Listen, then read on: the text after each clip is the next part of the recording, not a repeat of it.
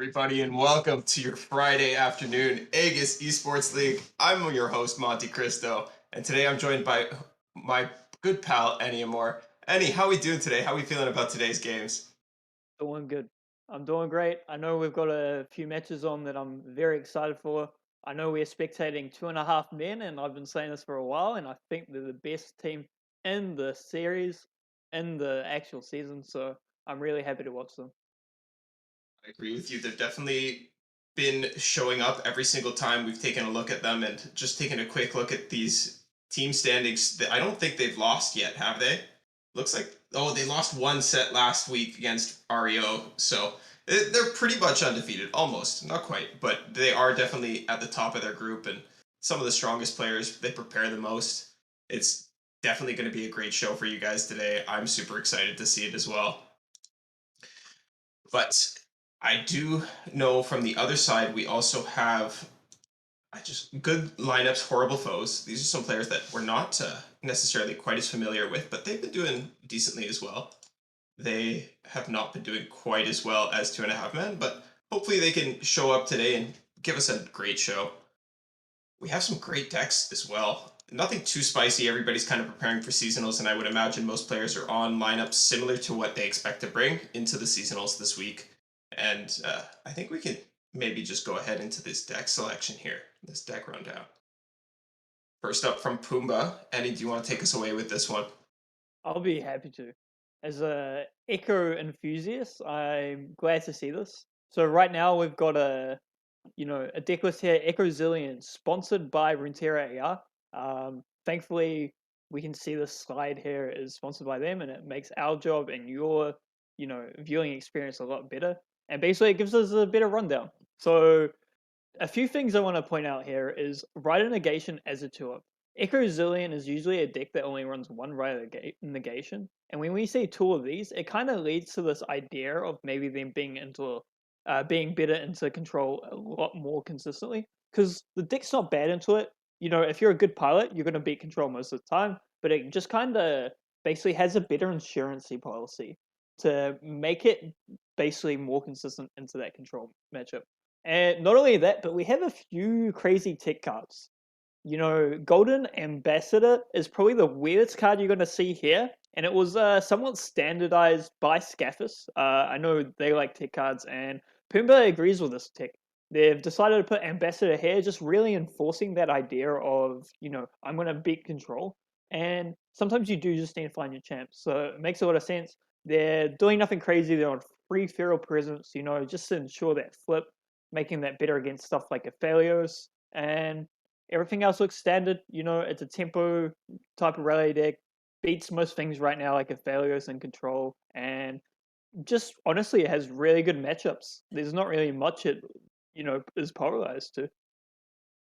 It's definitely a very strong deck, especially in the current meta. And as you identified, it looks like this one is teched a little bit more for those control matchups, maybe expecting that to come out this week. I was talking to Skathis about techs last night myself, because I plan on bringing this to the seasonal, and exactly as you said, he was telling me Golden Ambassador makes it a lot better into the control, gives you this big beefy echo that can take some blocks, gives you a Zillion that is even harder to remove, so really interesting list coming up from Pumbaa, one that's become quite standard the past season and a half or so, but one that I'm always super excited to see, and hopefully we can get some of these some Echo Zillion games on the broadcast for you guys today. It's always a lot of fun. But then from the other side of 2.5 men, we have Pinus's Draven Vi Scion. This is another list that's become pretty standardized. This is the burn variant. 1 Noxian Fervor, 3 Decimates. This is kind of where you want to be on the burn Scion list, just because too many Noxian Fervors clunks you up a little bit, but this list also has the ability to just build up a big Vi, throw her down, and then discarded Scion, granting her overwhelm for the rest of the game, making her into a very, very powerful board-based finisher as well. I really like this list coming up from Pinus. Nothing is too out of the standard. We have the one Draven's biggest fan to kind of supplement that acts almost as if as our third Draven in this list. Really, really intelligent deck building in my opinion. I'm a big fan of these 3 champion splits, especially when you have tutors like Draven's biggest fan. But nothing too crazy here, like we said. Survival skills, of course, going to be a potentially very powerful card in a lot of these matchups as well. Being able to be discarded and grant your strongest ally that can't I can't be I can't take damage or I can't drop below 1 HP, I think is how it ends up working out. Can still die to stuff like Vengeance, of course, but in any board-based matchup, this can be really make or break. Sometimes you even want to hardcast it. It's very rare that that does happen in this list, but it's not something I've never seen occur. Any Yeah. of you have anything to add about this one? I mean, as you say, these ratios look almost perfect. I think, every type of one of or two of they have in this list is really well added. Not going overboard with the Noxian further. And that one Vi is really good. It makes your turn, your evens a lot better as well, because instead of you playing Scion on 7 and trying to win that way, on 8, you can just go, hey, I'm going to skip a turn. I'm going to actually discard Scion on my Vi on turn 6 and win, 2 turns faster. So very, very well. it looks like a really good list. That's all I really have to go. And then Decimate's more burn variant. And yeah, can't go wrong. And the one thing we did almost forget to touch on here is that Noxian Fervor can actually enable your Scion returned, giving you a rally sometimes. If they take a block that puts him to 3 HP, well, now you got Fervor, you can drop the Fervor, sending the damage to face, clearing out one remaining unit, whatever's more beneficial for you, and you can attack again with this big 9/4 ephemeral unit and the rest of your board. Such a powerful deck in the current metagame, and one that I'm pretty happy to have seen come back into the game. It's a good list, it's a lot of fun to play, and I can't wait to see what Pinus does with it today. Yeah, for sure. Like, tech cards are really important in tournaments as well. Just based off like, needing to play around, and that Noxian Feather gets pretty awkward. But right now we do see the deck selection here. Pumbaa here with Mono Shurima, Talia Ziggs, and Echo Zillion. So right off the bat, we knew this was going to be the case, and it looks like they're targeting control. But as you and I see, Pioneers doesn't actually have control here, and it's a very standard mid-range lineup, which looks like it's going to be very troublesome for that Echo deck. I actually think Echo is not too bad into this lineup from Pinus. It's a little bit iffy into the Scion, and Scouts is kind of a 50-50-ish matchup, but it can definitely come out ahead in both of these. The Golden Ambassador should also be quite good into the Scouts, as it'll allow the Echo to save. Sorry, not to save. It'll prevent the Echo from dying to the Challengers, and while that's not the worst thing in the world all the time, you would ideally like to get more than one time trick out of your Echo. As far as bans are concerned, though, what do you expect to see here, Annie? I think Pumbaa has to take out the Pantheon. Pantheon is going to be problematic for all three of his decks, but from Pinus, the options are pretty open. I definitely agree. I'm not too sure what I ban. I know I'm not banning Echo Zillion for Pioneers. Mono Shurima is like okay into everything, it's just solid. And then Talia Ziggs has a similarity, right? Just a bit more aggressive. It might be a bit better into scouts and could potentially be better in the sign, right? So I think we ban Talia Ziggs.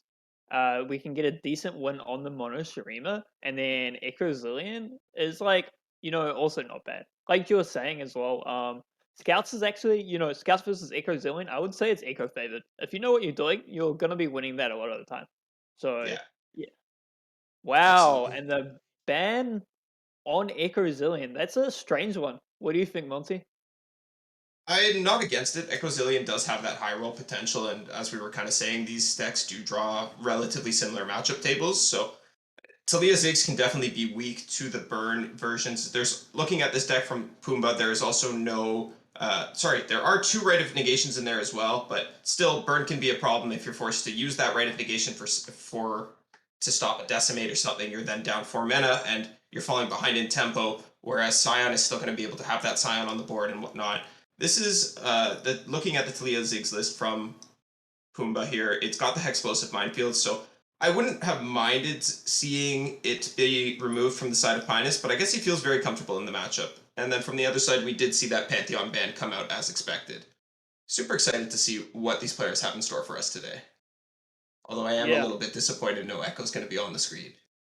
I'm very disappointed as well. And also the Echo Zillion, Echo Zillion ban might also throw off Pumbaa as well, Because, like, you don't really want to be banning Pantheon because Mono Shurima and Talia Ziggs is decent, but you're kind of forced to. but then it just changes the whole landscape, right? In hindsight, we could say, oh, this kind of changes now. Maybe I wanted to ban the Scion. But this could honestly throw off Pumbaa in a weird way that maybe Pinus isn't super happy. I think I like Talia Ziggs's odds into Scion a little bit better than the Pantheon ones. Pantheon, of course, can just high roll the exact keywords that he needs and close out games that way. Not quite the problem. The keywords aren't quite the problem. I think a lot of people make them out to be. I personally believe that there's oftentimes a lot of room to maneuver earlier in the game, and you can do stuff before to prevent the Pantheon from getting to that point or to keep their board narrow. But it's definitely a problem deck, and I don't really want to be playing Talia Ziggs into it if I can avoid it. Same with Mono Shurima. Now that it's a couple turns slower, Pantheon is just able to absolutely steamroll it. So we will see how this matchup shakes out now that we're left with these four decks. And do you think there's a preferred queue order here? I know there's been a lot of discussion about this in the game recently. People have been talking about, oh, what do you do when you're in deck selection? Do you coin flip? Do you do this? Do you that? I personally coin flip every time. Do you feel differently? I coin flip every time as well. If anything, I usually choose the weakest deck because usually the opponent's going to be like, okay, they're going to try and sort out what the best deck is to go into that lineup. So if you choose the weakest one, it usually throws them off. But otherwise, yeah, coin flip is, my go-to. Mulligan was pretty standard from both sides, I think. Nothing too absurd there. This opening hand from Pumbaa is not the best. Not exactly what you want to be seeing, but not the worst either. That Predict is not what you want to be seeing either.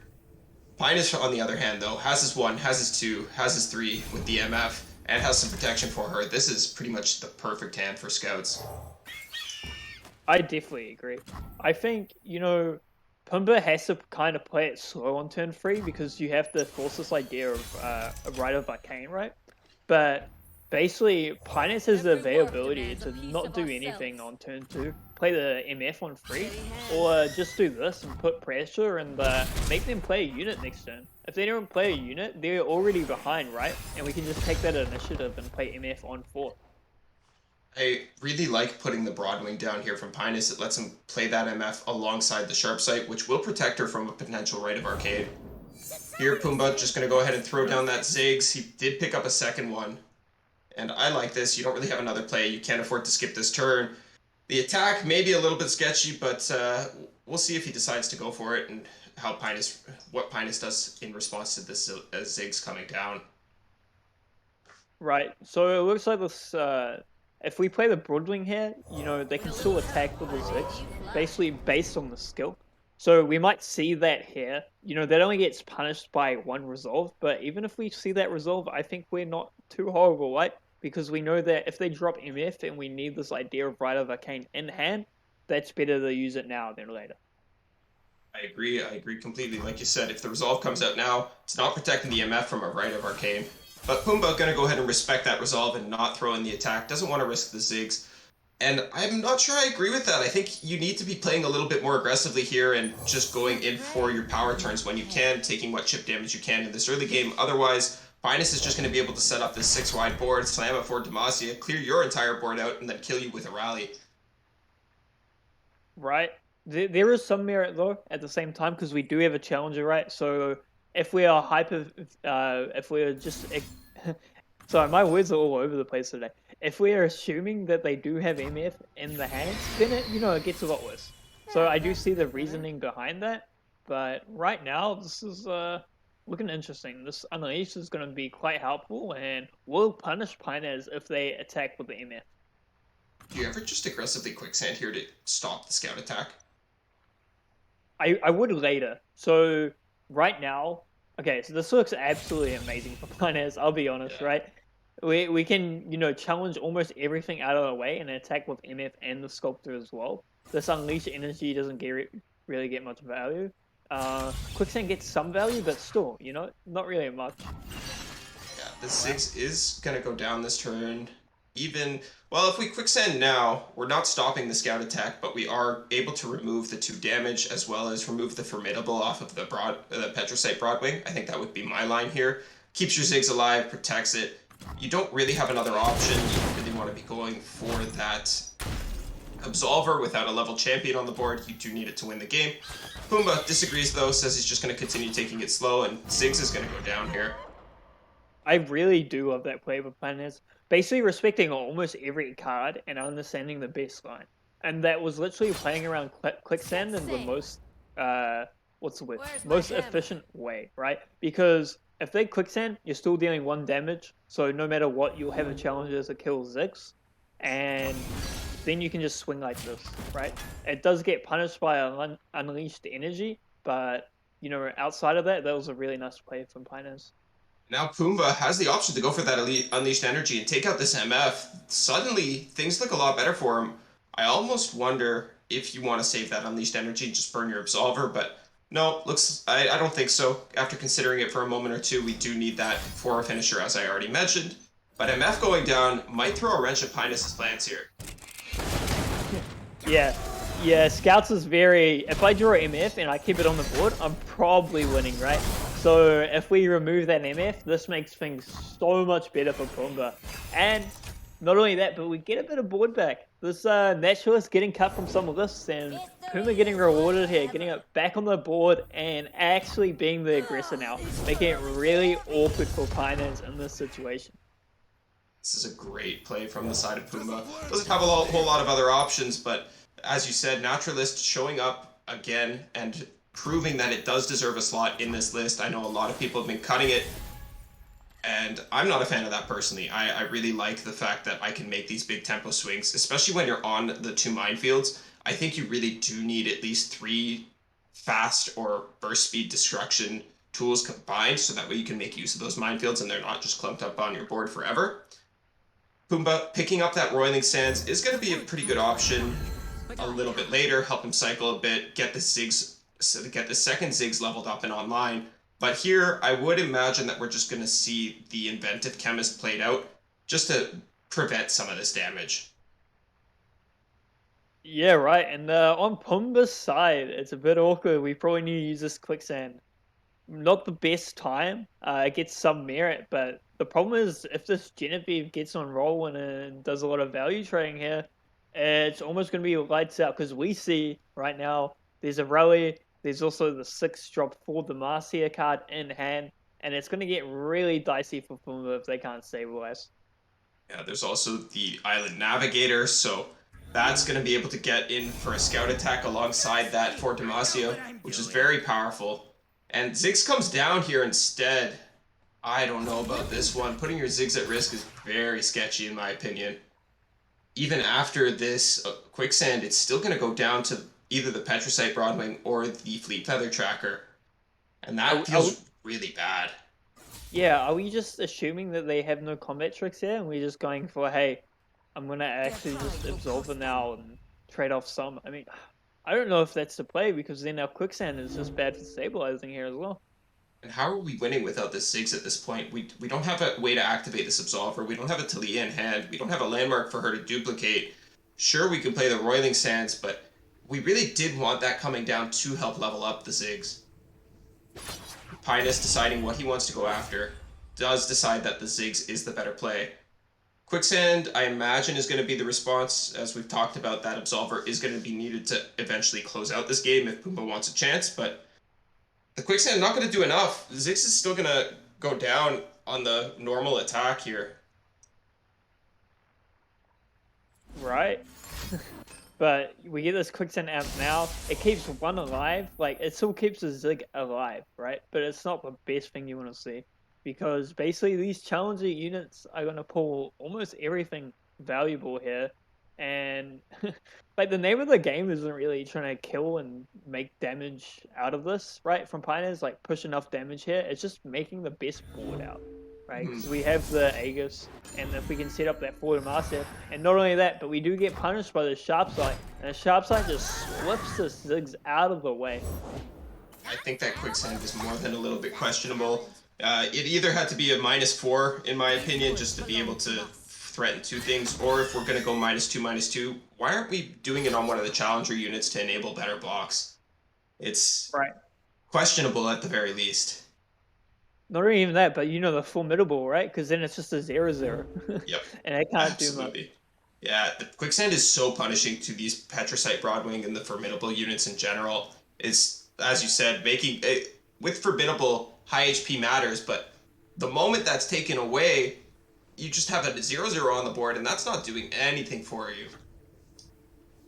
And here the Pine is deciding how he wants to swing, what he wants to pull, what he wants to kill. If he wants to keep this Genevieve alive for a future turn, maybe to combo alongside that for Demacia, like we mentioned, and decides that he is just gonna go ahead and clean up his board, make way for this Island Navigator to come down, and then set himself up for a big Fort Demacia rally turn to finish the game on his next attack token.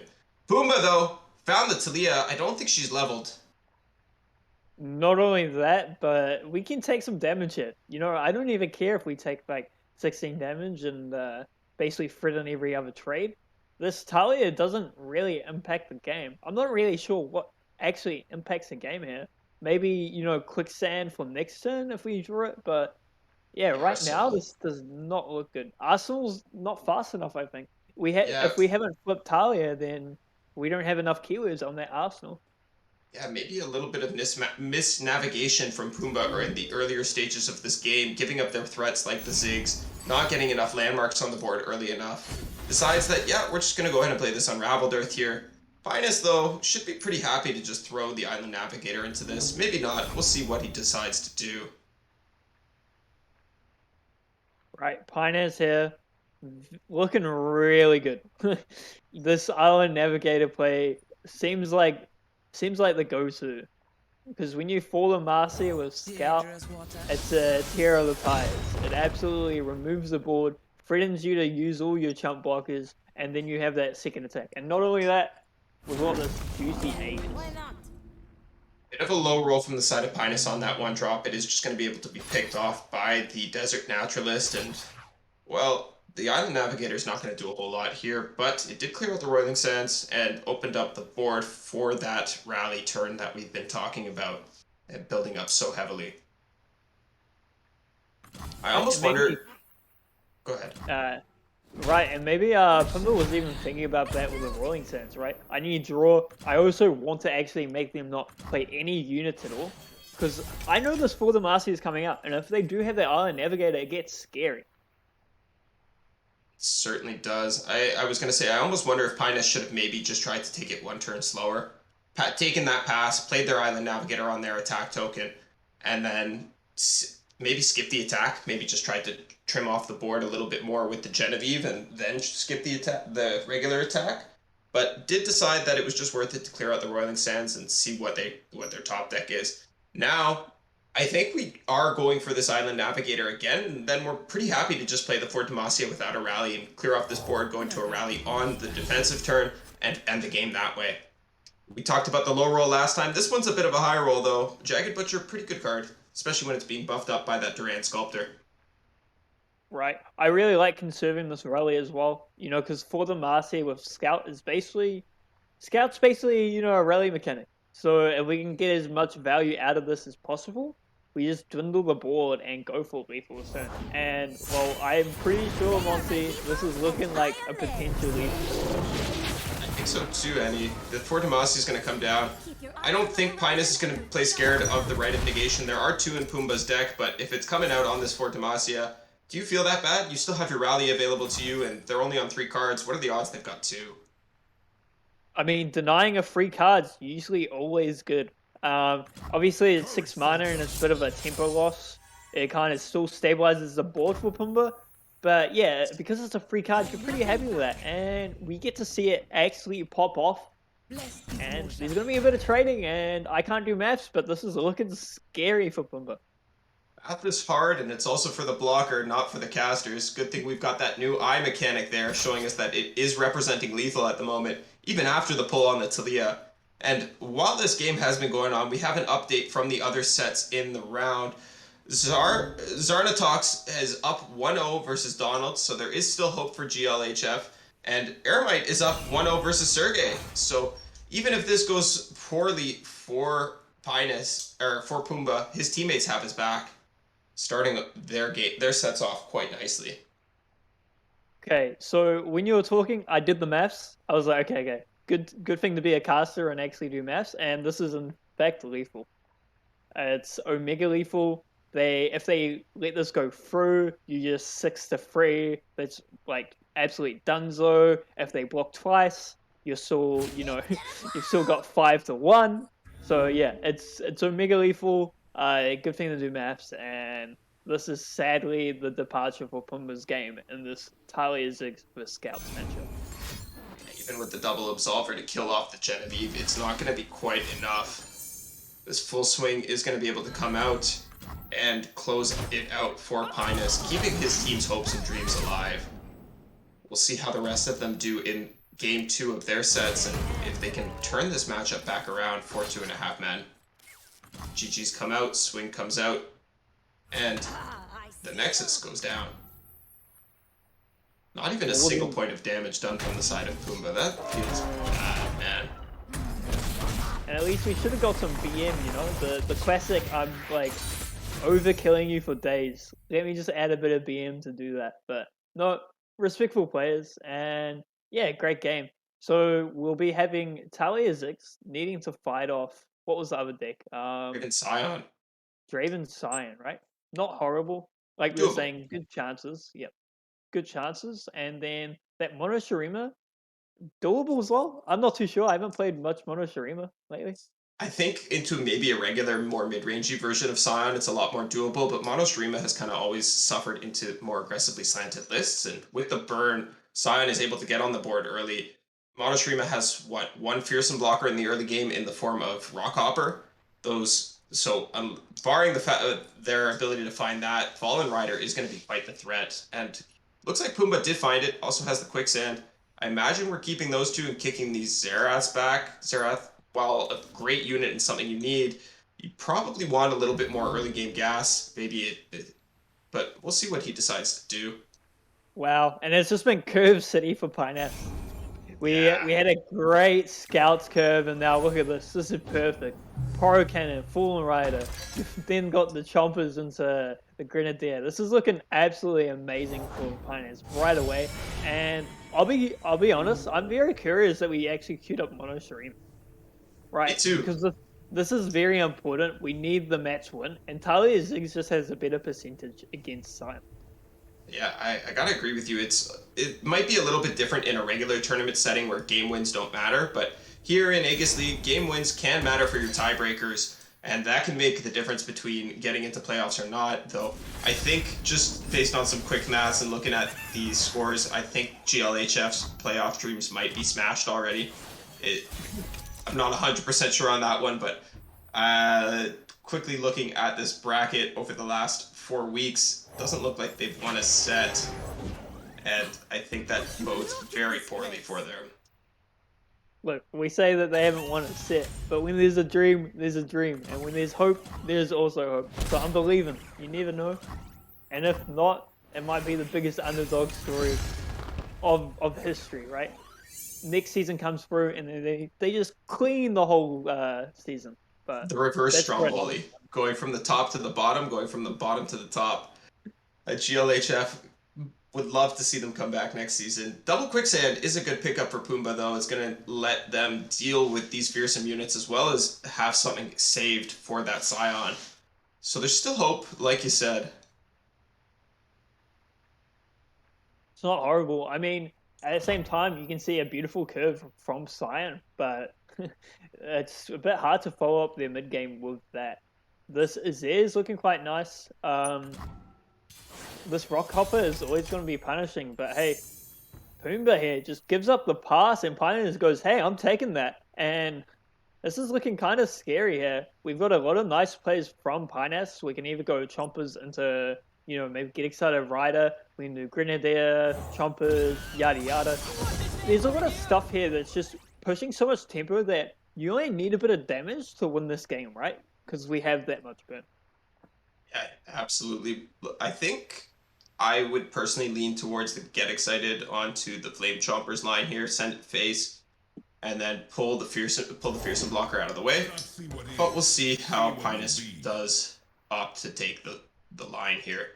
Could also just go for the Poro into the Grenadier to do the same thing, keep the get excited up as potentially a way to kill a unit if anything gets problematic, or set off the survival skills even. Right, this is a lot of damage. uh, let's do some maths here. Okay, so we pop a Poro, and then we also get a Grenadier on the Chompers. We pull a unit, then we're dealing two. We're dealing at least 6 damage here.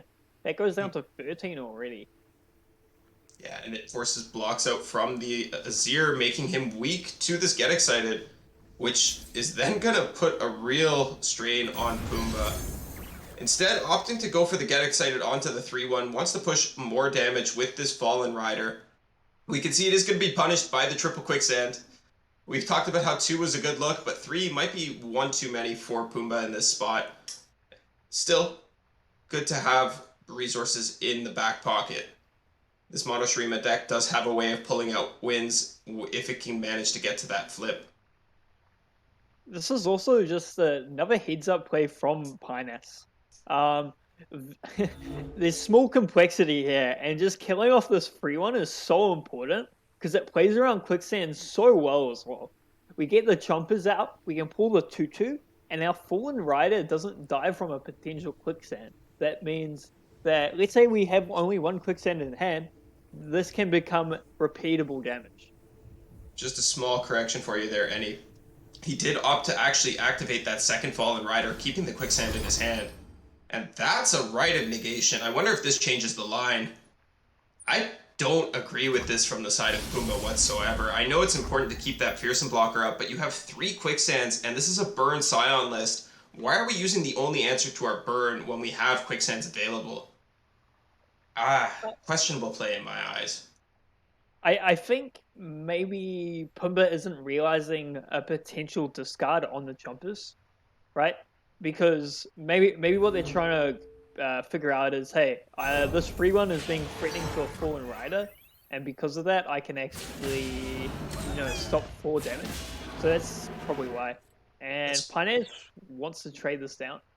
yeah, it's definitely good rationale, but I think it's just wrong from a theory perspective, right? we we have answers for board-based damage, right? This quicksand is always going to be able to answer the board-based damage. The right of negation is always going to be able to answer the decimate. It's always going to be able to answer the Noxian fervor. The get excited that's sent to our face. We could have just held the get excited up or the quicksand up, and yeah, we're losing a fearsome blocker, but we can just block with our Azir and with our 2/2, and then we're taking 4 damage instead of 8, and now we're taking 5 damage instead. This ends up working a little bit poorly for him, I think. Right. And we did get an update from Sergey's series. Sergey versus Eremit is 1-1 now. 2.5 men keeping their dreams of winning this set alive. This match, I should say. Blocks being decided here. I like the fact that we're not putting any damage onto the Azir. We did just use that right of negation, so we have no real way to protect him. Oh, but we changed up and decided to keep our forward instead. The other thing about playing the quicksand earlier in this turn, or playing the quicksand instead, is that it lets us use this ancient preparations to predict our next draw, giving us a much better chance in this game. Right, and chances is exactly what we need here. This product's going to be huge, and we find the Zero for next turn. I don't know if it's going to be much, because the Zero isn't flipped. Azir isn't flipped at all. We've only got a desert of a hand, literally. I mean, 3 quicksand and a right. This is looking very, very bad for Pumbaa. Well said, Ennie. I couldn't have done it better myself. Oh boy, this is definitely a desert. There's no water in sight. The oasis is nowhere to be found. I imagine Pumbaa did pick up the Zerath there. You do need that boy in your hand if you want to be able to win the game eventually. But like you said, without one more landmark, this is going to be a little bit slow. It's definitely a wasteland. I mean, we've gone full cosplay hours here.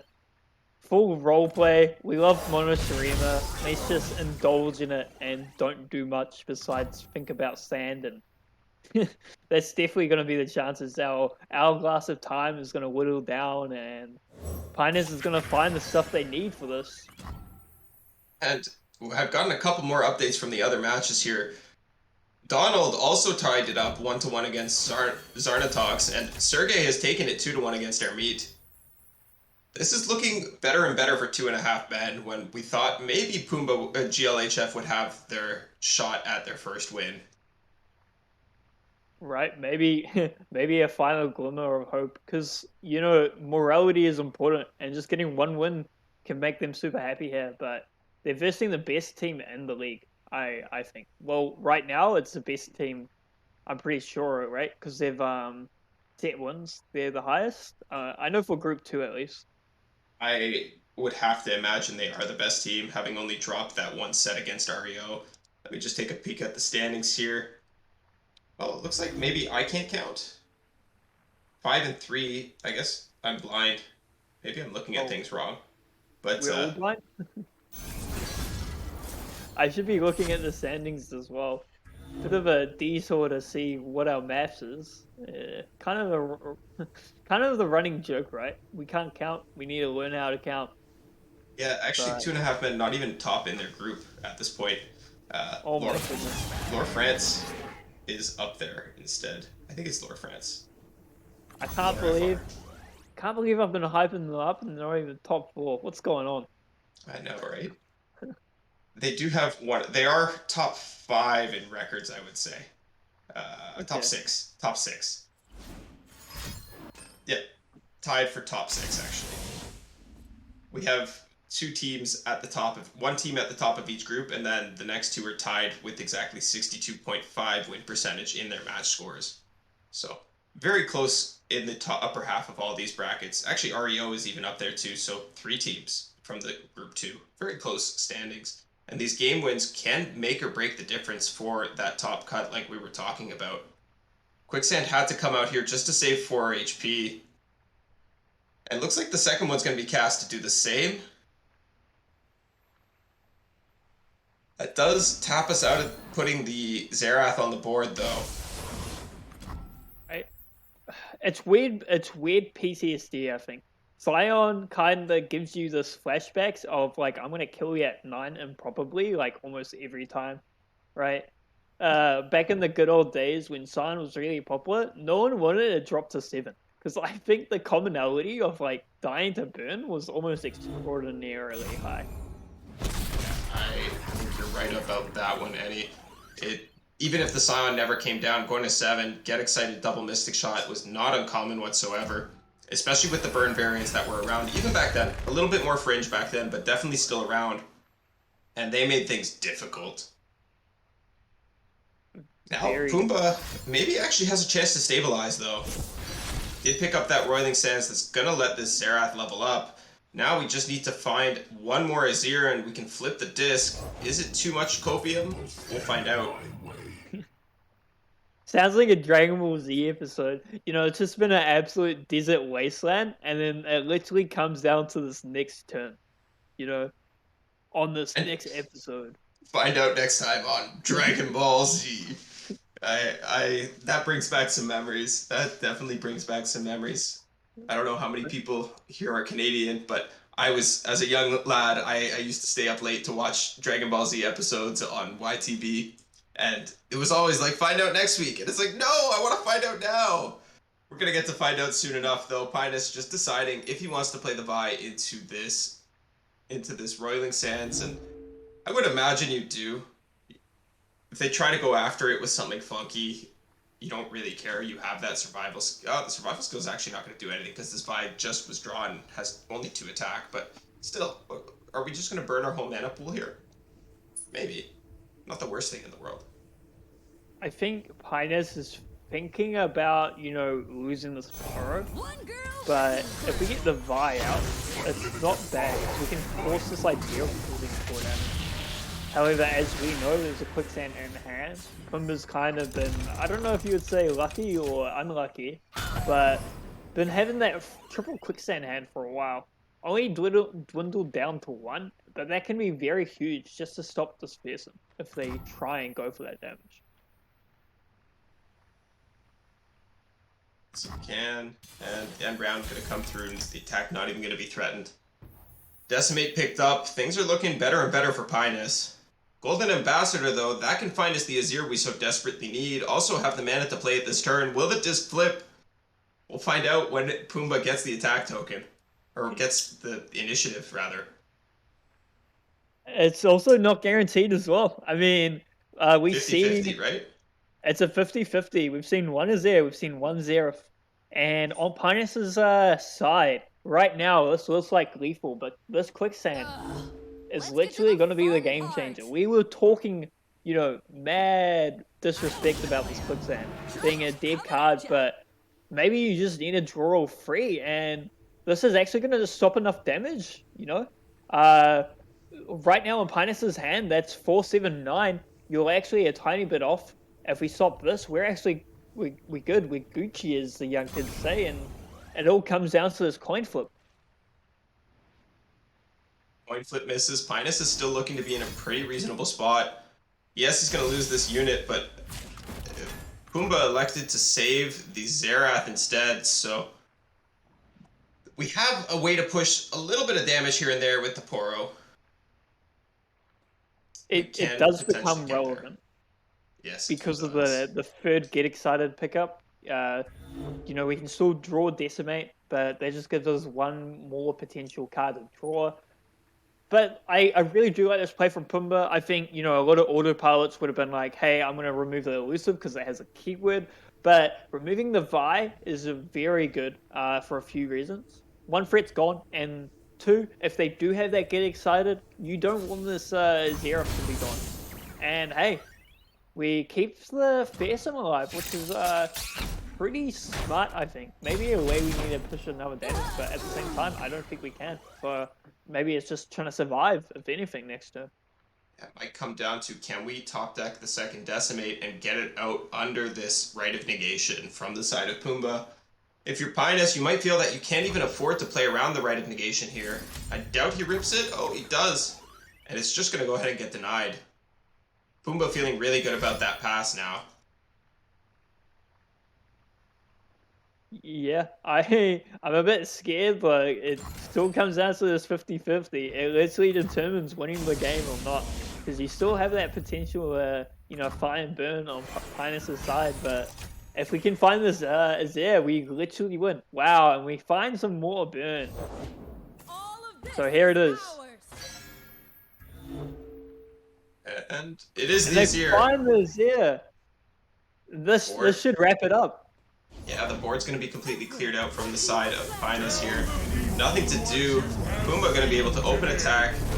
Should be lethal, especially with the second Azir being, or the third Azir being drawn now. We can make some Sand Soldiers. We are on 1 mana, but yes, this is lethal. We removed two things. We removed two. Yes, but we removed two things at burst speed. They play a Grenadier. We're still dealing 8 plus 5. No, they blocked 8. So 5, 3. Xerath is also 5. Maybe we don't have lethal. It might be a bit off. Oh, but then we just win next turn. So yeah, this will be lethal. I think we are just off. The next Decimate top deck could do it. Another Get Excited will do it. There's some options. I'm pretty sure, right? Because 5, this is 10. No, this we're is just dead. lethal. We're dead on the round start, yeah. Xerath buffs coming in hot. A lot of people were talking about how Xerath was nerfed with the change a while back. Level 3 Xerath used to deal damage to blockers, and then excess damage went to the Nexus, but it didn't have that round start effect. And I know we touched on this last time we casted together as well, but it really did end up being quite the buff for the card and making him so powerful.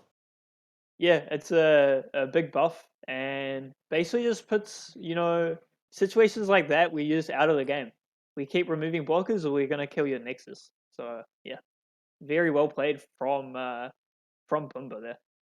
And now we do have that Zigzalia into the Scion. And we talked about it earlier with the Hexplosive Minefields. Zigzalia has a very good shot in this matchup. We'll see how Pinus can do navigating the Shuriman Desert. Navigating his way through the Shuriman Desert, I should say, to find the Oasis of Victory. There we go. I found it. We're touching up on our English as we've been doing with our maths, and that was a Is great that a sentence. challenge? So yeah, it comes down to, who wins this might be winning the series here. And it's pretty important. We get the Grenadier out. We're trying to stop as much aggression as possible. Not sure about that. Partly because, I like the Sun Treasure in hand, but also we've got nothing to do on turn 2, so I don't hate it. Yeah, I like it. We have the buy in hand, and I think that's the big decision maker here. Because we do have that buy, and now that we picked up the Draven as well, I think we're okay to play out this Poro. But what I was going to say is because we have that buy, playing your cards out a little bit more aggressively is going to help you snowball, and it's going to make her bigger and turn her into a win condition threat of her own. Which, if you have both a buy, a Scion, and or all three of your champions on the board, you're pretty much going to win most of the time, anyways. And speaking of, there's the Scion. Yeah, speaking on the sun, there it is. This is a perfect curve from Pinus too. Kinda can't go wrong when they play mid range. They just love getting the right curve, and it never goes. It's just always good, right? But yeah, this is nice. They can set up a Sun Dredger into Vi, have the Mystic Shot up as well. This is looking pretty nice. Vi is also really good on that mid game because it stops Talia and Ziggs, right? And we know there's no Hourglass or any champions in the hand of Pumbaa. And no attack coming through from the side of Pumbaa. How do you feel about that? I think like you're always attacking with the Devout there. You have this 4-drop. If they block with, I guess you're a little bit worried about survival skills, but I don't know. I Maybe. think I think you're still fine. Usually when your Devout dies, that's actually a positive for you, right? Hmm. And that's why Devout is one of the best cards in the game because it's a very strong blocker and it can force damage to the Nexus because you don't want this landmark. If we get a landmark out, we're actually very unhappy with it. Yeah, I That's too agree with much you. for Now one we can person only in the just block with center. this Devout, and the block, yeah, it's good because of the Sump Dredger, but Finus is just not going to attack with it. Coming right up. Yeah, keeping it up. We can get some trades of our own, make it awkward for Pumbaa. Otherwise, maybe we can sneak in some damage. Because we're getting a nice tempo rain for now on the side of Pinus. Like he doesn't know that there's a naturalist in hand. But I feel like on the basis of that, you're just trying to, make the what's the word? The highest outcome of damage. And that's definitely one of the ways to do it. Yeah, I think if we're going to block with the Devout there anyways, we should have been pretty happy attacking into it the last turn. Uh, Obviously, there was the punish of the survival skills plus the second Poro Cannon, but there's only 2 Poro Cannons in the deck. We Time to saw the raise my Sump own Dredger. tide. I guess there was no Sump Dredger played at that point, so there was the Draven's Distance Axe means into so little potential when survival skills. family But means so like you much. said, getting the Devout out earlier would have meant that this Talia is now flipping, and we're getting 2 more restored Devouts on the following turn instead of in 2 turns. Right, but that is on the basis of Pioneers, giving up, the potential Draven.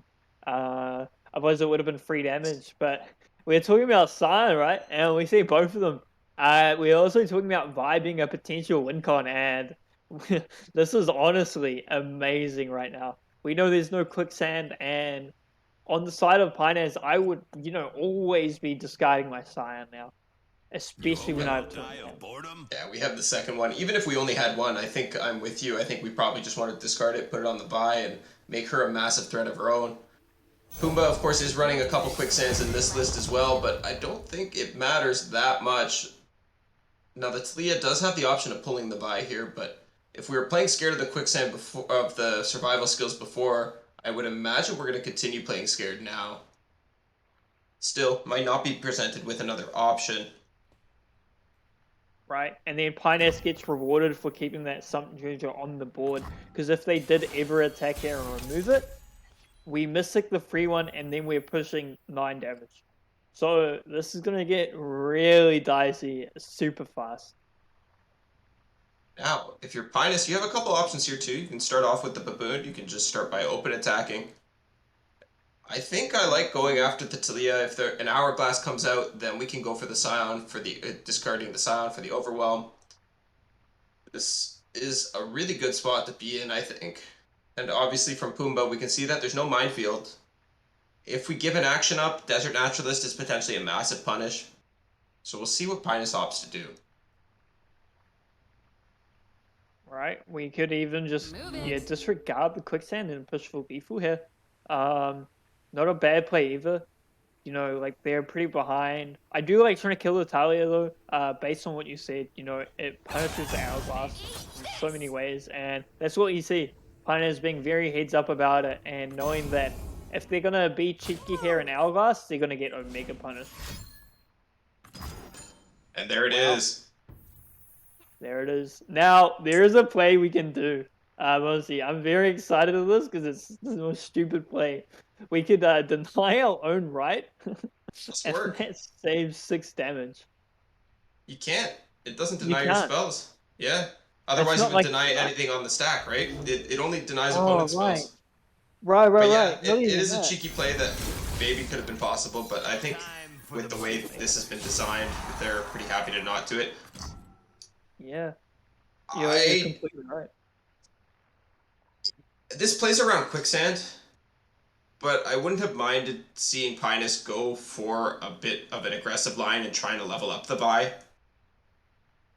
I think if there was a quicksand, we might have seen it come out first before the hourglass. Maybe not. I agree. It could be a potential. I mean, we're pushing lethal right now. It's true. So if this gets through, we have 2 sets of burn to kind of win. But yeah, no, I like it. We push more damage. We're being a bit heads up about quicksand. But I don't blame yeah, you. Pumba doesn't have it, and that will be the game. Pioneers finding the win and falling back into the victory, the victory screen that is, and being victorious. And that does put 2.5 men in a secure lead. And while this game was closing out, Zartanox did lose to Donald, so 3-0 victory for 2.5 men in this first series of the day. And man, what a game, what a set of games we did get to watch. Rite of Negation comes out here, doesn't matter, Mystic Shot is there for backup.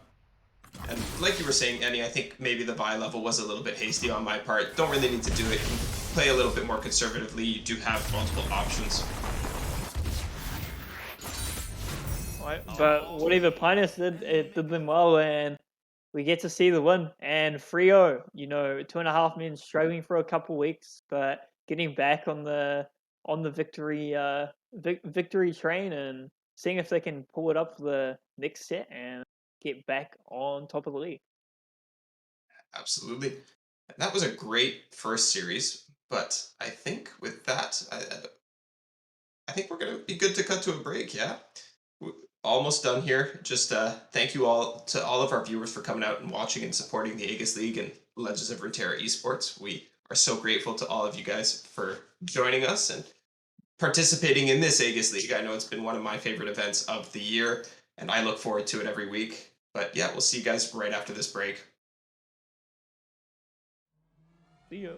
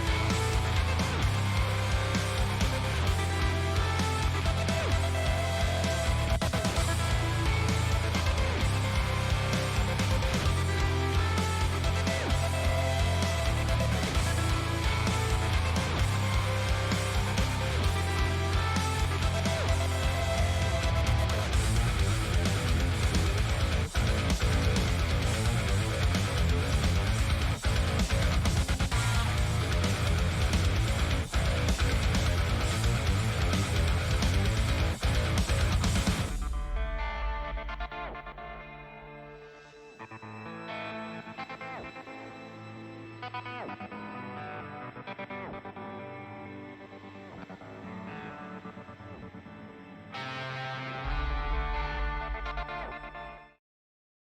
back, everybody, to your Friday Aegis Esports League EMEA tournament broadcast. I'm your host, Monte Cristo, joined once again by Eddie and more. And man, that was a great first set we had there.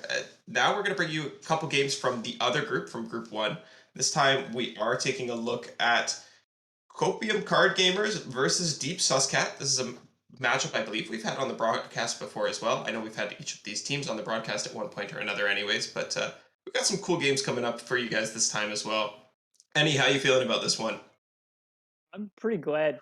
I know Takio is on one of these teams, and they're really well respected. They bring a lot of spice, and that's one of the best things you can have in a league when you see a lot of spice, and definitely fun to watch. So that's definitely what I have my eye on, and I'm glad to see Deep Suscat play. Me too. I'm a big fan of both these teams, both the players. I've had the pleasure of interacting with all of them at some point or another, and they're all great gentlemen and very strong players.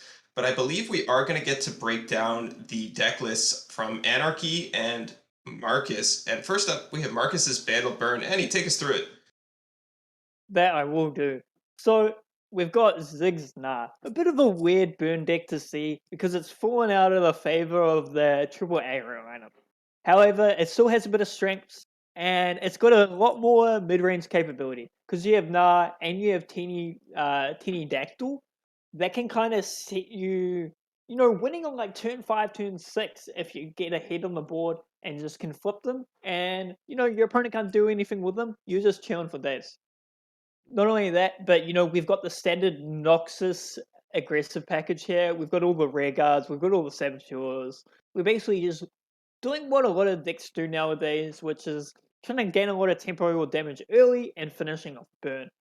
Very similar to Scion in a way, but instead this time we have Ziggs and we have Na to stabilize our mid game, and we're more reliable on these Noxian fervors. We can't ride in cards like Mystic, so what we do is we double down on the fervors, and Pokesick is a scary card, gives you one more damage, and not only that, giving you another draw to find stuff like Demo can be a potential winner in so many circumstances.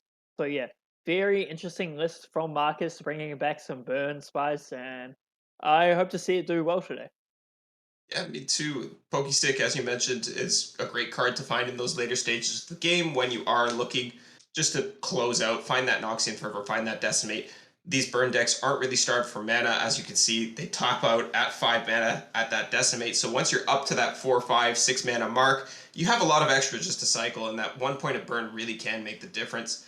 One notable inclusion here is the Conchologist, which is one of the best cards in Vandal City, and it's phenomenal in Noxus specifically. You can get so many good aggressive cards. Vandal City's also been given a couple extra aggressive cards over the past couple patches.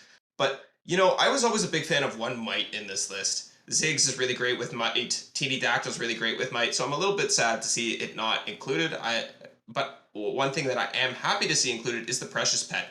These lists were running a little bit slower for a while. There was not quite as many one drops, but Precious Pet was one that I was noticeably missing. And I do feel like this deck is still quite well positioned, and people have just kind of thrown it to the side for newer, fresher toys like Scion, as you said. And from the other side of this matchup, from Copium Card Gamers, we do have Anarchy and a very typical Scouts list. We're on that one Penitent Squire, we're on the one Cytherea the Bold, 3 Genevieve, 3 Sharpsight, 2 Rangers Resolve, 3 Golden Aegis. Nothing too abnormal here.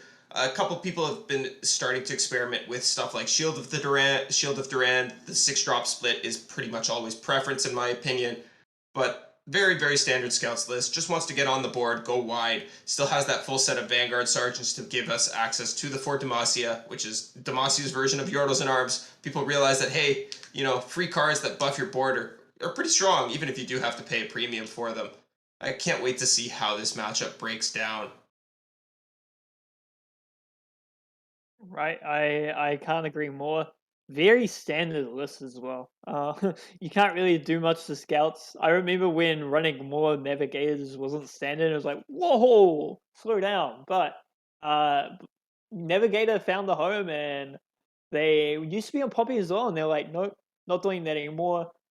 All these scout keywords are very important to flip MF, and it's been a real, consistent threat in so many metas. And the last 2 seasons have been, showing this navigator package, and it's been absolutely, demolishing most metas actually. I was always a big fan of the Navigator. Just being able to put 2 units out in one action is so powerful. One of our teammates, Yang, has been writing a series of articles about improving your gameplay, and in his most recent one, he mentioned that there's a couple different types of tempo. There's mana tempo and there's board tempo. Board tempo is heavily affected by cards like this Allied Navigator, like the Marai Warden, even stuff like Arachnoid Sentry, being able to take out an opponent's blocker while also developing an attack of your own can be super potent. And in these go wide strategies where you have the big payoff cards like Fort Demacia, it makes a lot of sense to be on a large number of these cards. And I've been a bigger fan of Scouts now that they brought it back than I was in previous metas. That's We'll another see. great point. Yeah, Uh, we'll see. Go the ahead. Surgeon's the best one. Yeah, Surgeon basically the best card for consistency, and it does help that. We'll see what these players do decide to ban out. I think we may still be waiting on the matchups. Hopefully they can get those to us soon. But today's been a big day in Legends of Runeterra. Annie, did you have a chance to watch that Jin showcase?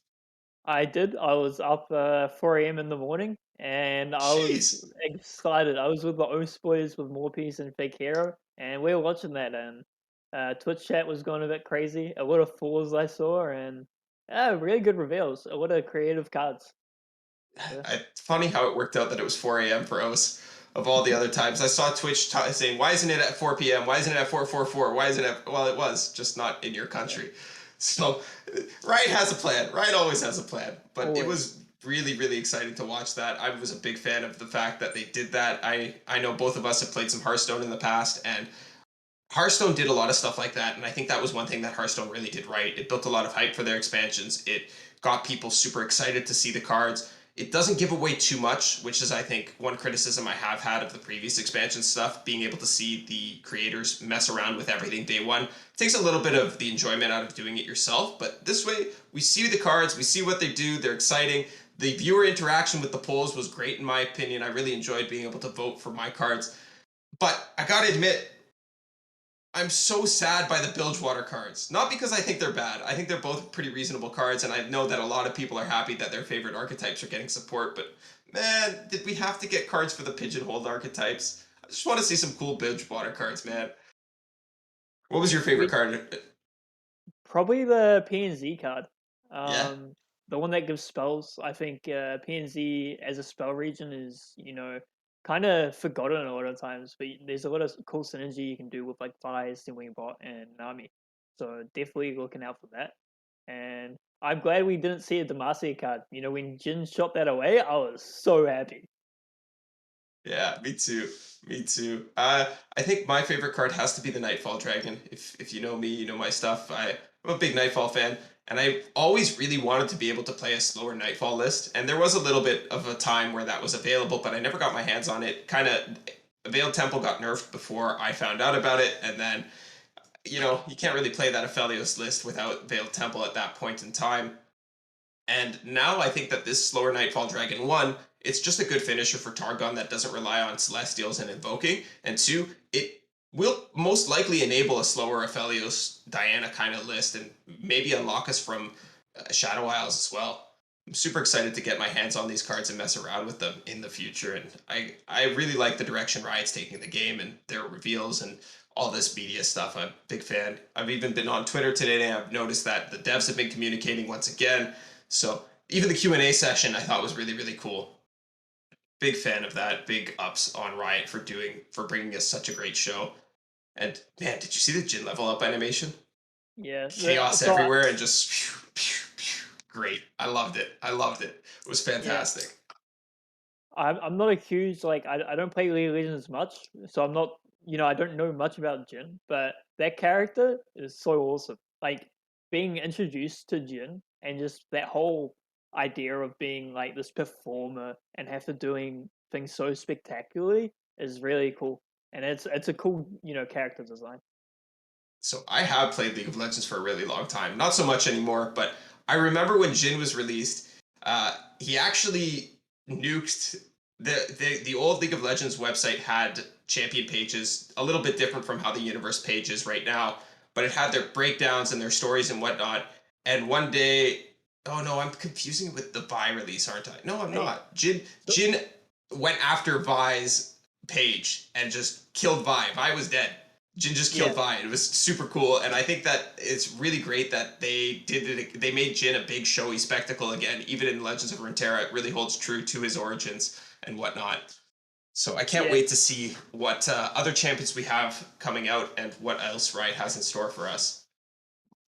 I did get the rundown that that did happen as hype because a birdie told me that basically the hypest character was Jin based on that, right? Because they basically were killing like random characters on the main stage or like the main stream, and it was kind of a cool Easter egg to find out who the character was. Yeah, it certainly was. And it looks like Hirsch has dipped out to maybe go find out what's going on there. We'll see. We we can maybe cut to a quick little break while we wait on these players to sort out their matchups, and we'll be right back. Thank you all so much for sticking with us, and we hope you enjoyed that deck breakdown. And we'll catch you very soon.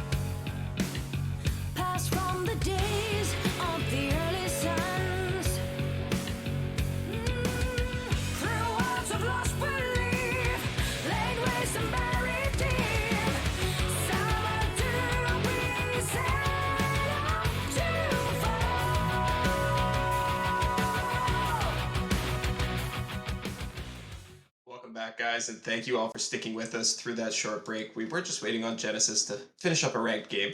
So important now that the season's done. I know. Terribly important. Can't FF. Gotta hold up the broadcast instead. I'm just teasing. But we do have our matchups now, and it's going to be Genesis into Extasio, Marcus versus Anarchy, and Matt Pack versus Jinden. So we are going to follow the Marcus versus Anarchy matchup, and boy, I'm hoping it's going to be a really good one for us. These players are both quite strong. And as far as these bans go, we get to see some Aphelios here. And then we have Spider aggro, Bandle Burn, and Pirate aggro. This is quite the aggressive lineup from Marcus. I imagine we're trying to target the Pantheon here, so that's staying up. Is it Scouts ban or is it Aphelios ban? I think both of these lists are relatively bad for Bandle, or for all sorts of burn. What are you thinking? I think your best idea is to ban the Aphelios. Aphelios is the highest win rate percentage against burn for this lineup. Scouts, you can still be cheeky and find wins, because they can just brick. Scouts is just like very bad and very well known for bricking. So yeah, I really like just banning the Aphelios. It's quite a broken deck. Very smart by Marcus, by the way. I think triple burn this week was honestly a really good lineup, right? Because we have all this Shurima and we have all this Pantheon, and a lot of people are jumping off Aphelios just for this week, which is super weird. Which is like it's understandable because a lot of people are also trying to target Aphelios, which is like on and off. But yeah, I really like this, and I think Marcus could be quite victorious if Pantheon doesn't do a bit of high rolling or snowballing. And it looks like you're right with that one, Eddie. And from Anarchy's side, I would imagine it's just going to be Pirates that we see taken out. It's the highest overall power level deck, in my opinion, and yep, there it is.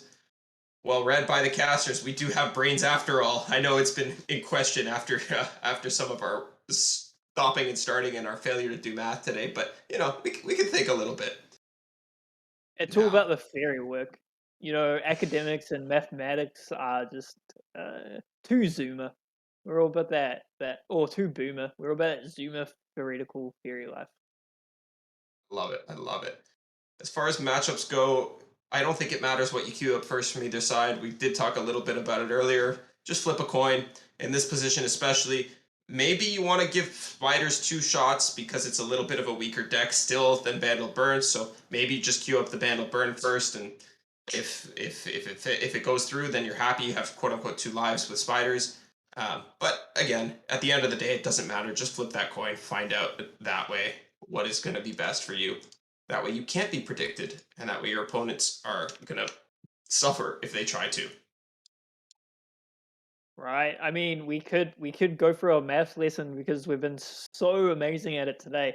But yeah, Drizoff is very vocal about this. If you don't know them, they're a player on NA Farmers, and the only time you ruin the maps is when you are predictable, right?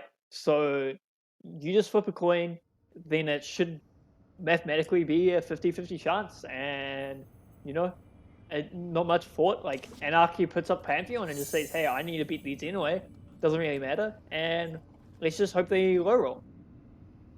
And this opening hand could be worse for Anarchy. Does have a goat to act as a fearsome blocker in that early game. And from the side of Marcus, I imagine we're kicking anything that's not a 1-drop. Looks like we'll find out in a second here when it comes back up. Might even be kicking that 1-drop. Oh, it looks like we kept the Arachnoid Hoarder, and that's something I'm fun as well. Interesting Fond of. mulligan. I actually think that mulligan was a bit too conservative. Because if we did have Saga Seeker into Goat, is actually like you need to be very aggressive early on to try and keep the pressure going, right? And if you can't do that, then Spiders kind of falls off. And because of that, not going for like a triple 1-drop hand or something, it could honestly be very detrimental. I know I say this straight away, and it's like, oh, I need more. Calm down, calm down. There's a lot of potential to push damage, but you really need to be as aggressive as possible. Yes, I completely agree with you, Annie. Spiders does need to be coming out of that gate with triple 1-drops. Even 5 1-drops would be like your ideal opening draw, I think, and then you're just drawing into burn from that point. Multiple Oh, Stygian's wow. going to be quite powerful. I imagine that has to be the pick here. Has to be. This is perfect because this forces you to, put mana on your white flame, but we get the 3-2 out. Otherwise, this is just pushing a lot of damage. We're pushing 5 damage here. We need to be trying milk as much damage as possible and then transition to burn. One of the oldest names in the book or oldest strategies in the book, and this is how the game's gonna go. Yeah, and getting Pantheon down to 12 HP on turn 4 is a good start. We do see that Decimate in hand already. We do see the Doom Beast and the Fervor as well. Marcus can't be feeling too bad about this spot. Of course, this dragon is going to be able to be built up and become a massive threat, but it doesn't have Overwhelm yet, so it doesn't really matter. And you don't care about your HP at all as the Spiders players. It only matters when it hits 0. Rearguard, though, not the pickup you want in this position. One thing that is important is finding this other white flame though. Catalysm is going to be a good removal card, and it's basically going to dwindle down the board because Marcus still has opportunity to flood it. But because we have this Catalysm here, I don't actually know if they can push any more unit damage. I think you're right about that one. We are very heavily reliant on the burn from this point. Anarchy did opt to drop that Pantheon down, does want to be able to start pushing damage and keep them in this game. And in response, we're going to see the Doom Beast come out. It's a good option for Marcus, but sadly not going to be quite enough. As you mentioned, that Cataclysm is coming out here just to prevent any shenanigans from happening. Not only that, Monty, but it's also racing the aggro player. We're almost similar health on turn 10. Turn 6 with 10 health. And we can actually almost trade unit for unit here. And, if that's the case, we're actually pushing for lethal next turn. Yeah, this is a really good spot for Anarchy. People do talk about how Pantheon is weak to Spiders and weak to Burn, but, you draw the right cards, your opponent misses some of theirs, and maybe doesn't go for it as aggressive of a mulligan as they should have, and they can get punished pretty heavily for it. Taking only 3 damage here is not a big deal at all. Anarchy, of course, does also have that Guiding Touch in hand, and with that, they're going to be feeling very, very safe. I can't agree more. I mean, Marcus technically have lethal, but they don't have an action for this Decimate, right? So because of that, we basically have enough damage here to push lethal, and this is scary. I mean, we don't have the overwhelm, so that's the problem. But yeah, like you said, we're kind of safe right now. We can deal with this further if they don't do anything here. I don't know if this is correct. We're losing a unit here for no reason. I think it only matters if we have one. We only need 1 unit, right? Because the Pantheon's always going to push. Basically, the 1 point of damage isn't really going to matter from Marcus's side. Whereas, you say that, and now there's a rally. Right, Sabo, it matters for his attack, I guess. If this Sabo was the draw last turn instead of the rear guard, then we're getting there. But instead, Anarchy is going to be able to just close out here. I mean, potentially. We say that, but Anarchy throwing out this Bastion, no need to, because there's no actual control tools in aggro. All we need to do is actually keep up health and maybe a protection spell. But, talking about health here, Pantheon just finds it, being the Pantheon that he is, and is not only pushing lethal, but getting you out of Decimate range. And well played from Anarchy. Suddenly, this looks very, very bad for Deep Sus Cats, Marcus. You missed your target matchup in game 1. We weren't able to quite close it out. Pantheon got the flip, and Lifesteal ruined it. Nah, Lifesteal had very little to do with that game. Marcus had all the answers. He just had the units on the board earlier in the game. He was able to take the blocks he needed to build the dragons. Didn't overcommit, had mana available for everything. I think the Spider play, the Fervor on the Spider, was the correct line. I think I agree with that still. But afterwards, you weren't able to get there. Unfortunately, even if we had gone for that Decimate with first action, which we never got, it wouldn't have been enough because Marcus was going to keep that Anarchy was going to keep that Guiding Touch available the whole time. And now, Marcus queued up the spiders again, and this I almost certainly have to disagree with. Spiders is particularly weak into scouts. No one's the I wiser. agree. I mean, it's very scary, I think, right? Because you do a lot of under trading that it allows scouts to find this huge tempo swing for them. And that's usually what happens traditionally. You'll basically trade off the units and then kind of just find a lot of damage through this rally. But, I mean, we're saying this, and Marcus finds almost the perfect opening to start off the game. We pushed more than 6 damage, 7 damage in fact, and we also have more units than the scout player already. This is not where you want to be. We ended up with a precious pet of our own. I'm assuming that came off of a Myrai Warden that I missed while I looked away briefly. But MF here, with the precious pet, is pretty good. Now, It's if not you're Marcus, do you just have to Noxian Fervor this MF? I disagree. I think we still try and push more damage here. I think we're in a great position to race. Not only that, but it loses heavily in resolve, right? If we spend 3 damage burn on, MF, we're gonna be very behind. I think as, non-burn players ourselves, Monty, you could probably agree, when I see a fervor on my unit, I'm like super happy. True, but I am a bird player, and I do agree that you probably don't want to be spending it on the MF. I always question it though, because sometimes you do. Sometimes you do. You can really just close out the game if you take that MF off the board. You're not at risk of losing your units to challengers, given there are no challengers on the field of Anarchy. So, not too worried about that in this position.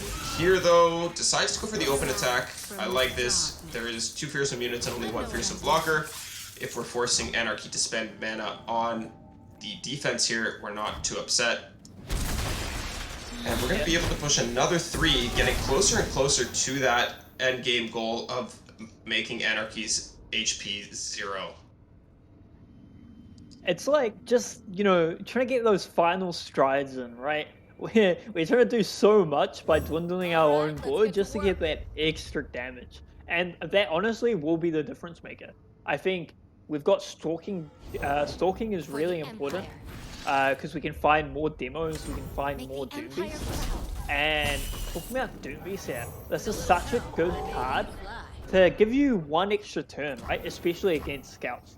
Not only is it such an aggressive threat, but it gives you that extra turn to find that extra damage. Yeah, that 2 points of healing can make all the difference in these matchups, especially when you're racing like we talked about.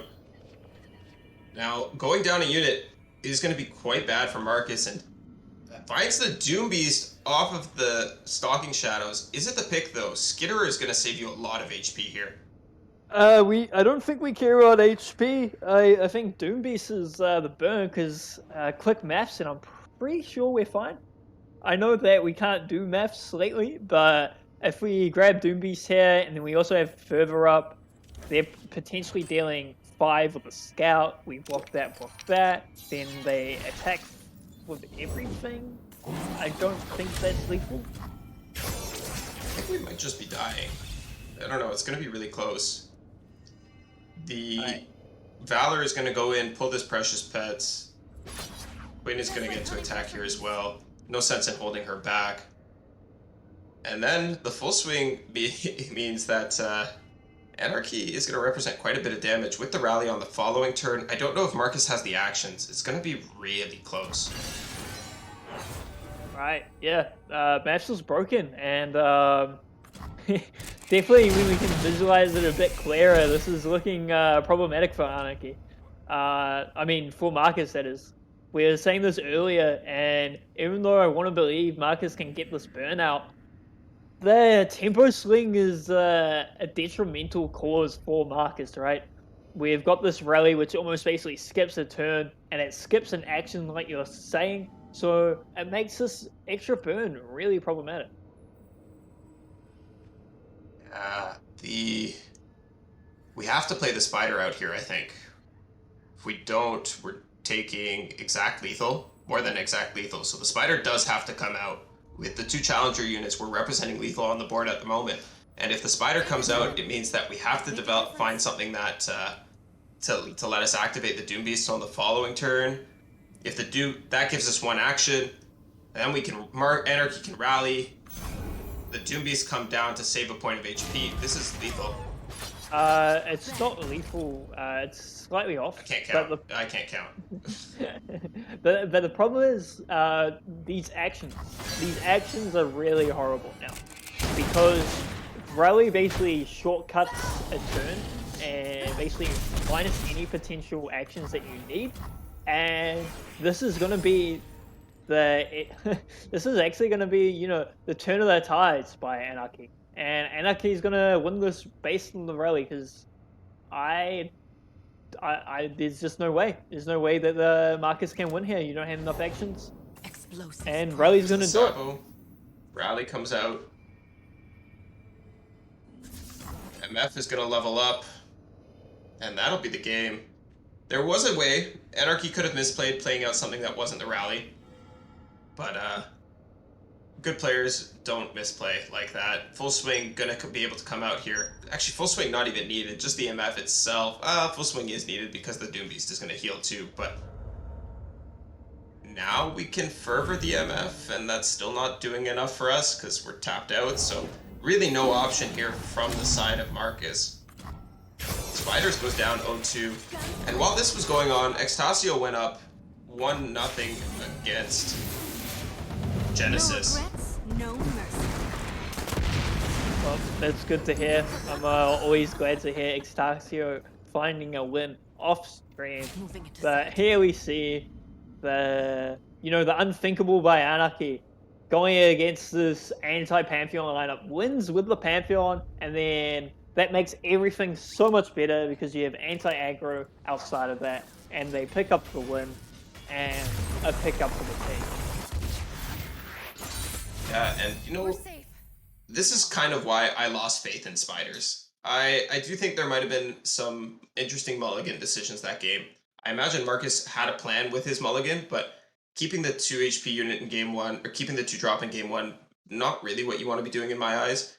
And even despite that, Spiders can just kind of fold to itself like that, and I'm not a fan of it. I'm much more sus of it over the Bandle Burn. I know a lot of people have been saying, oh, what's your third aggro deck? It's Spiders, or it's Pirates plus XX, or sometimes Draven Scion is the X, or Rumble Scion is the X. And then the third one, it's like, well, Bandle Burn is bad, Spiders is bad, Yi is bad, what do you put there? It's not Spiders, in my opinion. I don't think that Spiders is the strongest deck, and I think it has become a little bit of a boomer list, if I may. I definitely agree. I think a great idea is actually running Pantheon, and you have it mirror ticked. Because what you're doing is you're good into Shurima, and you're also still good into Pantheon. And it's just a good deck, right? Yeah, what do they ban in that spot? I guess they have to ban the Spiders. Maybe they ban the Pantheon anyways, and then, or sorry, not the Spiders, the Pirates. That's a really good idea, Annie. I should have talked to you before writing my lineup article. Maybe would have been able to give some more people the secrets. That's heads up for sure. Because Pantheon is a really easy way to actually take for the mirror. You just add more hushes, you add more concerteds, and you're already just favored into, Pantheon. And you're going to be winning that matchup 9 times out of 10. Yeah, we'll see if we can get into another game from this series. We did only get the game 1 update from Extasio, so hopefully we can maybe jump into his set. Man, I am stumbling over my words now. It's contagious. I caught it, Eddie. I caught it, just like COVID. It happens. Yep. We'll see what we could do. That was a good first set coming out from these players. Triple aggro not quite showing its stuff though, and it's a little bit disheartening the day before the seasonals when I was heavily considering switching to triple aggro. I think I'm going to stick to my gut and just play my 4-fun lineup that I topped OLS with, just the way she goes. It's a good idea. I think comfort is the best thing to do in 9 rounds. You could play aggro and be a bit, just like let it ride itself, but we're good players and we should try and, play well and not just roll the dice. I agree, indeed. It looks like the players are just having some technical difficulties there. Maybe the match state broke, maybe something happened. Unfortunately, unlike League of Legends, we don't have a callback wizard, so just sorting it out really quickly, and while doing so, we will see what happens. But we can fill a little bit of time. We can continue talking about some of these new cards. Is there anything else that stood out to you, any? You're a big Um, deck brewer. There was some couple interesting ones there. the dragon's interesting. The one that summons a potential dragon when you draw a unit. Um, there's a bit of deck building possibilities. You could be an Omega High Roller and go, hey, I'm going to put Ace on my deck, and there's only going to be two dragons I'm playing, and it's that and like the other one. But interesting tool. I think it's actually quite good for it. You know, dragon support needs a good finisher, especially when you try and win on turn 8, and that's a good card to stabilize mid game to late game. Definitely is. I personally am excited to try out the Marauder support card, the Reputation support card. I forget what it's called, but it's a 5/4. I think it has Overwhelm already. That card looked quite strong to me. It benefits from everywhere buffs, all kinds of everywhere buffs. So maybe gonna be able to test it with Iceborne Legacy, maybe just Marauders, maybe Iceborne Legacy plus Marauders sounds really funny to me. Not gonna lie. Maybe throw an Udyr in there. Then we gotta get Brew going. We got a brew going. Rumble was what they used in in the in the in the show match there, not the show match, but on the broadcast. And Rumble buff is an everywhere buff as well, so being able to give it impact, spell shield, and quick attack seems quite powerful to me as well. Potentially something to mess around with there. Right, and it just makes Drumble as a deck better as well. You know, Mhm. like even that deck with Rumble on its own can't really win games, sadly enough. So maybe you just go super high roll and put that in your deck and go, hey, I'm gonna win on turn 4 if I go turn 3 into that 5 attack overwhelm, and then Rumble. For sure. Another one that really stood out to me is Kinku's Call. It's a 4 mana slow speed spell, which usually pretty bad, right? Like 4 mana slow speed, immediately you kind of thinking, why would I play this? But what it does is it summons a Keeper of Masks either now or on the round start, and it draws one. So what you want to do is you want to set up your 5 wide board and then have it ready so that way you can summon the Keeper of Masks on your attack token, open attack with it, and you get a massive buff. I think Keeper of Masks is one of the key cards to having any sort of Ionia aggro strategy going. It's kind of a weird thing to say, right? Ionia aggro, what, it's not Blade Dance, what are we doing? But I have messed around with some board wide strategies. We do have the Navori Bandits, I think it's called. I think that's what the card name is. The one that summons the 1/2 and another 1/2. We have a couple things. You can play stuff like House Spider to continue going wide. Maybe even some bilge cards if you wanted to go that route instead. But being able to burst summon a unit that buffs your entire board into an open attack seems like a really, really powerful effect to me. And I'm wondering if we can maybe make that work. I agree. I think critical mass is a important part of card games, and running 6 masks isn't actually bad. It can actually be very important at times. And if you do have that aggro strategy and you go like triple mask on a turn, that's actually really really scary because that's +3 buffs all wide round, and that could turn out to be like +12 or something. And it sounds like Extasio and Genesis have sorted out their issues, and we're going to be able to jump into their game in just a second here. And Right. it's a Phalios versus a Phalios. This is a mirror. I've heard some differing opinions here. Some people say that the mirrors are not so skill expressive. Some people say that they're very skill expressive. I am kind of inclined to say that it's a little bit more draw dependent than anything else. How do you feel Yeah, about this one, Eddie? so mirrors can be quite the clown fiesta at time. So I think that is definitely the correct way to point it out. Say, hey, this is more about draw. But you know, we always like to call RNG and just make that the blame of like any misplay or any potential loss. But there's a lot of stuff you can do to get that extra potential increment of the win, right? So even though it's not like a super high skill matchup, in the mirror, there's still small things that someone might pick up that will win you the game. And like this, I mean, we've got double attach here. I don't know if this was like a mulligan at the start or if this was like something thought out, but this is kind of scary already. And Extasio trying to get back health while also pushing the pressure on Genesis. From darkness. I think he may be able to cycle into Infernum with with a triple weapons hand here. Felio's going to be able to generate another one, level up, and then generate a third.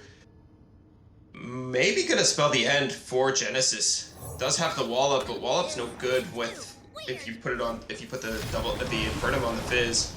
There's a prank. Not going to hit the Wallop, but we do have more than enough mana to keep it up. Infernum is here as well. We will make death. We'll see how this plays out, but I imagine Extasio is going to take the W. Right?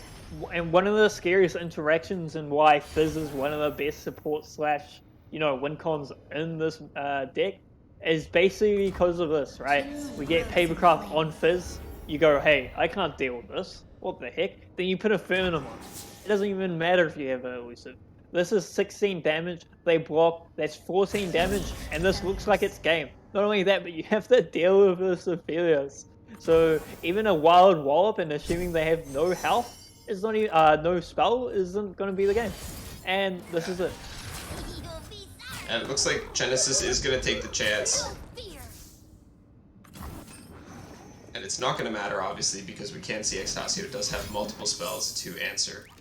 That prank actually might have made a difference. I haven't had an opportunity to pull out the deck list here, but if there was a second Wallop in hand, it could have been cast without that prank, and then maybe you have a chance. I mean, it's really tough to actually take out a Fizz against this Aphelios deck because it is so spell-based, but sometimes you have to take the shot, and if you can back it up with another one, you can get there. Unfortunately, it wasn't the case this time, and Extasio does take that 2-0. Right? Getting revenge for their fellow teammate Marcus. Extakio actually winning, not trying to not trying to be fashionable, not trying to just play around there, and gets a dub quick and easy, and making it just rely on Trish Fangirl to close out the game for their sets. We'll see if we can jump into that one quickly as well. We've gotten no score updates from that side, so it might still be ongoing. Might be game 2, might be game 3, but we'll find out shortly, hopefully. Yeah. Eddie, have you had a chance to take a look at these matchups, these lineups from Trish Fangirl and Jinden? I can look right now. So I'll run it out for you. Jinden is on that Timo Tristana Nar list. I'm imagining that's the old Yordos and Arms rally. It is. They're on Mono Shurima and Yumi Pantheon. And then from Trish Fangirl's side, we have Draven Rumble Scion, Ziggs Gnar, and Spider Aggro. So Deep Suscat really coming out with the aggro today and trying to get that Pantheon down. We'll see if Jinden can take after Anarchy's lead and find the W anyways, or if they're going to suffer. Right. Yeah, yeah, Trish Fangirl bringing the triple aggro. Sion's a bit scary though. I think like it's not as reliable, but we were talking about before how having triple aggro is just really hard to come by.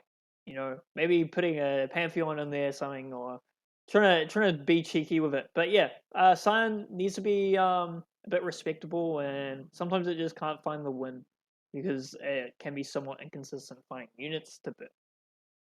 And unfortunately, it does seem like that match is over as well. So no more sets for you guys today, but we're going to see if we can get the final matchup score. And that way we can at least let you guys know who came out ahead in this 1-to-1 set of Deep Suscat versus the Copium Card Gamers.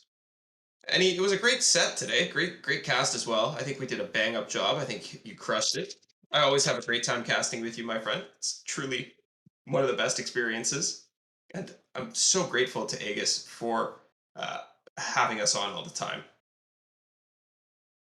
And it looks like, sorry, Hirsch did just update me. Jinden won 2-0. So the triple aggro lineups not being able to take out Pantheon. Maybe this is something you need to reconsider for your seasonal run if that's what was on your mind. Right.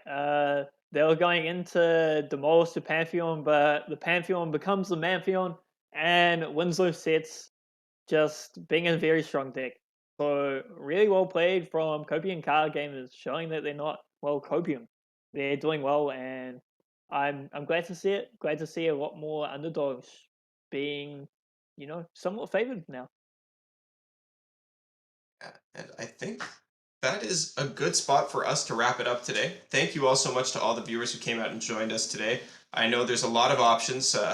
Fight Night's on, Ikado's around. Ikado, man, taking our viewers. What a guy. Couldn't get the casting gig, so he had to come and ruin it for everybody. Jeez. But we do appreciate you guys sticking around, and we hope that you enjoyed the show. We'll be back next week as well. I think I'm casting again.